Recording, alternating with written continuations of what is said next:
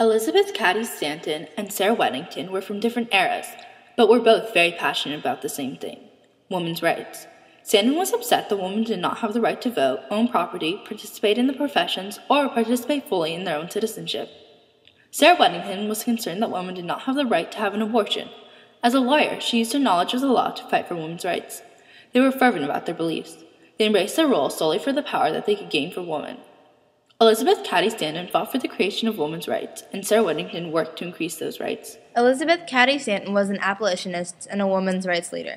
Her activist career was sparked in 1840 when she and her husband were planning to attend the Anti-Slavery Convention, and she was not allowed to participate because she was a woman. This inspired her to organize the Seneca Falls Convention. Stanton created the Declaration of Sentiments, using the Declaration of Independence as her guide, changing lines such as, "All men and women are created equal." She and Mott wanted to create this declaration and convention to bring attention to women's rights. This began the 19th century movement for women's rights, which led to the suffrage movement. Together with Susan B. Anthony, Stanton created and headed the National Women's Suffrage Association, and later merged with its rival group, the American Women's Suffrage Association. Stanton was president of NAWSA until 1890. Stanton proposed discussion arguments with statements such as, "If we consider her as a citizen, as a member of a great nation, she must have the same right as all other members, according to the fundamental principles of our government." Elizabeth Cady Stanton died in 1902, 18 years prior to the right to women's vote as the 19th Amendment in 1920. Sarah Weddington was a lawyer and a women's rights activist.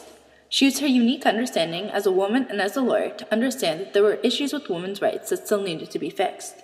She was one of few women lawyers, and while she was looking for work, she came into contact with a local women's group who gave advice to other women about obtaining birth control and illegal abortions. The group of women asked Weddington to file a case concerning the legalizing of abortion. Weddington, who had herself had an illegal abortion in order to finish law school, did not believe that the government should be entitled to make the decision regarding whether or not one should terminate the pregnancy. She felt passionate about the cause and decided to do it for free.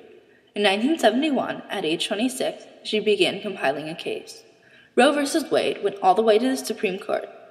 As Sarah Weddington explained, Roe was an unmarried pregnant woman who filed as a class action on behalf of all women who wanted the option of abortion. Wade was responsible for enforcing the anti-abortion statute. Weddington won 7-2. The Supreme Court recognized women's freedom to make their own decisions regarding abortion. When Weddington reflects on her momentous case for women's rights, she says, "It was such a fabulous time in the early 70s of looking at all kinds of issues that related to women and trying to say, this isn't right, we need to change it. It was a time when we weren't just questioning the issue of reproduction, but all kinds of issues." Elizabeth Cady Stanton and Sarah Weddington shared the same dream in their activist careers for supporting women's rights. In the 19th century, women's rights were a new idea, so Stanton used techniques such as creating conventions and using the written word to spread out news.